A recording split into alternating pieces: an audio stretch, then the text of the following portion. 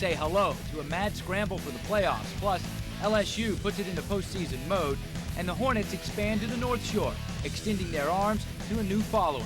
It's all tonight on Fourth Down. This is the last word on sports. Fourth Down on 4 starts now.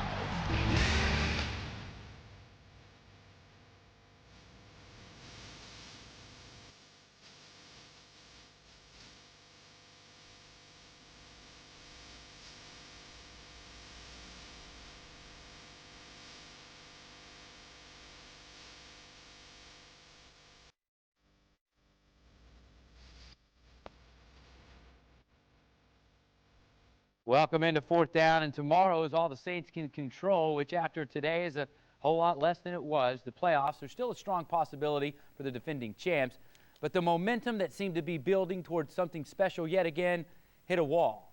The Ravens saved 2 drives and a miracle catch, dominating one of the NFL's most potent offenses, and their bowling ball of a running back sent the Saints' win streak to the gutter. Jim Henderson has the story from Baltimore. It's hard to imagine a team from Louisiana having too much rice, but that was certainly the case today. Ray Rice, a Pro Bowler a year ago, was having a pretty quiet season before a major outburst today.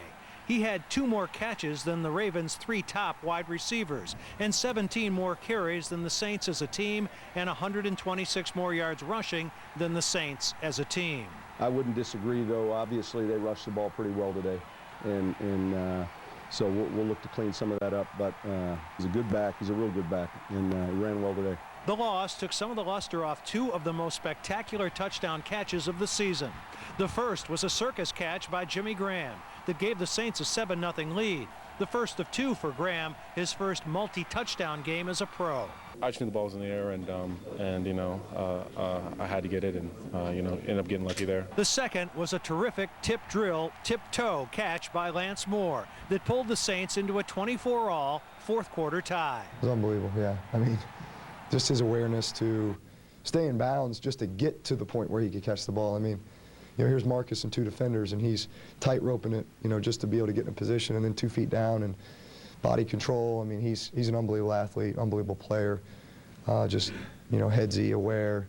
So that was a phenomenal play. That's our job, to kind of stay alive on a play like that. And, you know, I knew if Drew threw the ball up there that, you know, we had 2 guys over there, so there was a good shot that somebody was going to get it. And fortunately for us, I was able to make that play. As the Saints fell behind thereafter by 3, they fought to get a stop. It would have been 3rd and 3 at the Baltimore 45, but Will Smith incurred a 15-yard personal foul that cost the Saints time and field position. Smith wondered, why him? Why then? I thought I got a bad call, but, you know, I mean, he made the call, so we got to live with it. You know, there was a lot of stuff going on. I don't know why he decided to call it at that particular time, but that's why he called it. This day, there would be no game-winning drive in the last 2 minutes. And now the Saints' future as only a potential wild-card playoff team seems sealed. But the ever-optimistic Drew Brees won't discount his team's chances, whatever their playoff posture. And he won't admit to their first defeat in 7 games, denting their self-image. Hey, we won 6 in a row against some good teams and some tough environments. Found a way, stuck together, offense, defense, special teams, everybody making plays. And today was just, you know, we played a great team on the road. Could have gone either way. We just happened to, you know, fall in the short end this time. But from a confidence standpoint, you know, it's unwavering for us. I mean, we're as confident as any team out there, and we know how good we can be and how great we can be. In Baltimore, Jim Henderson, 4th down on 4. With the Saints' loss and subsequent Falcon win today, New Orleans now falls a full 2 games behind the Dirty Birds in the NFC South, with Atlanta owning the tiebreaker. The loss, though, not all doom and gloom for the team's postseason chances.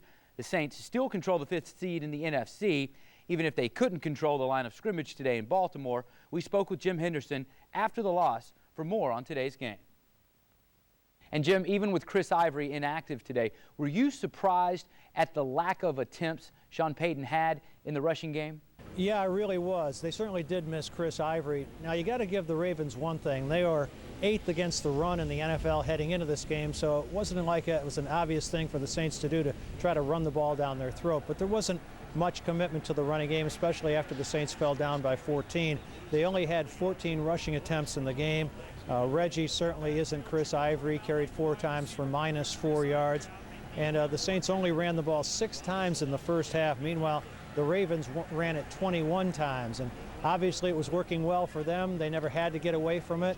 With Ray Rice having the kind of day he had, and it allowed them to maintain control of the football. No turnovers today for the Ravens, and Flacco wasn't even close to being picked off. And all the breaks that you need to get on the road were there. They have the huge drive at the end of the first half, the goal line stand, if you will, that resulted in 3 points rather than 6. Lance Moore's big catch, still unable to come up with that big win. Kind of unusual to catch all those breaks and still come up on the short end in a road game, isn't it?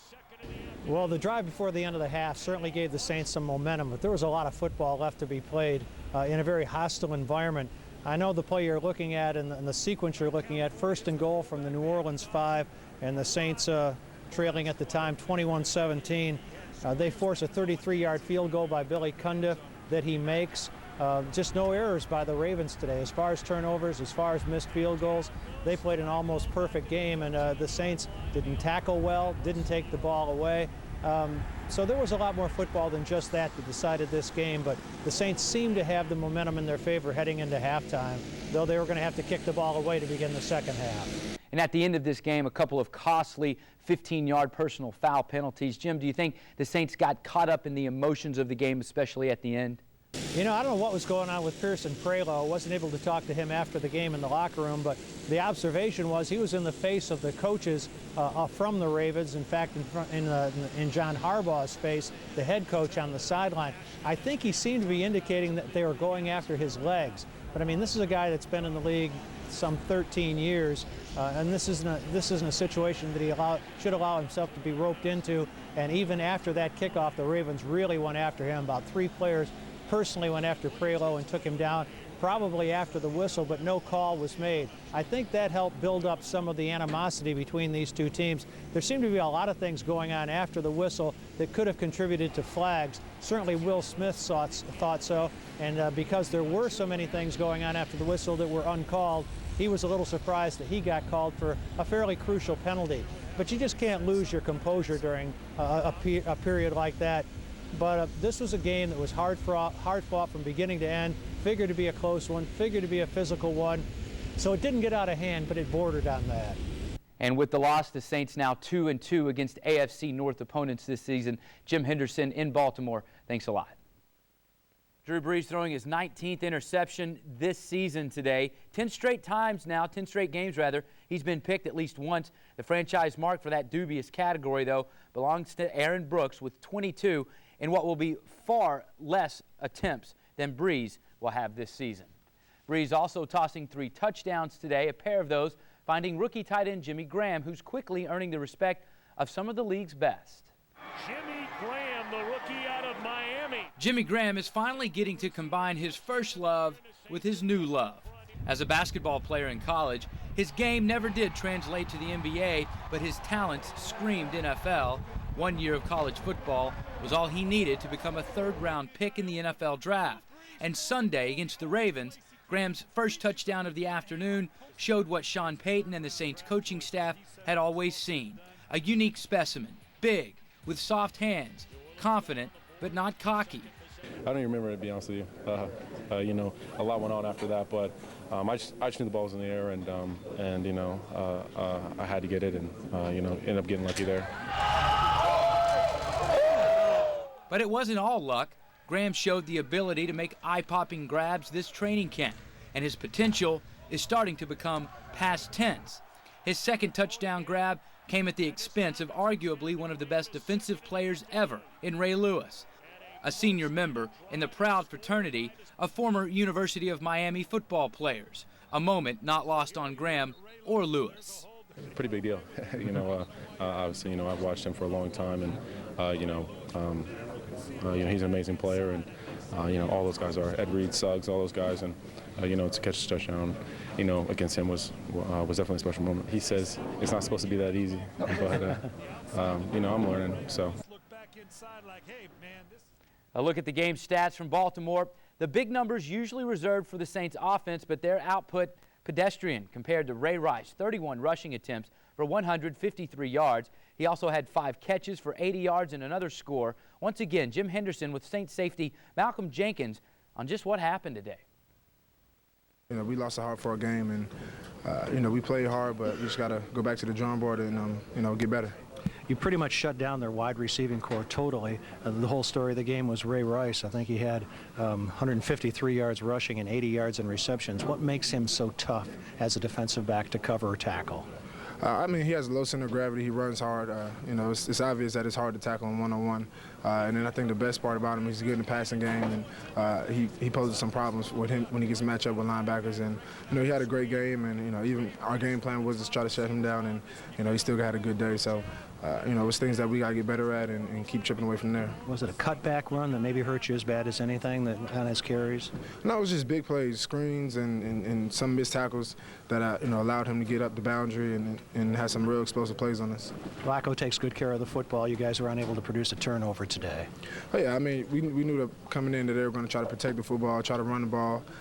We just couldn't stop it, and you know, whenever you know, that's our style of defense, to be able to get after quarterbacks and force some turnovers. But if they put the ball on the ground for 150 yards, then that makes it tough for us. With a lot of the missed tackles, was there any problem on trying to strip the ball from Rice? Did that contribute to a lot of the missed tackles, or just his slipperiness? I think it's a little bit of both. I mean, mostly I'll give it to his running style. You know, he runs great, and you know, some guys win for a ball, some guys just flat out miss tackles, and you know, that's one of the things that we got to go back and get better at. Malcolm, thanks. You're welcome. LSU gets its prized recruit on campus. LSU beat writer Glenn Gilbo joins us in studio with a closer look. And later, the Hornets take to the court in Detroit, but see how a new cable deal may translate to higher attendance. Fourth Down continues after the break.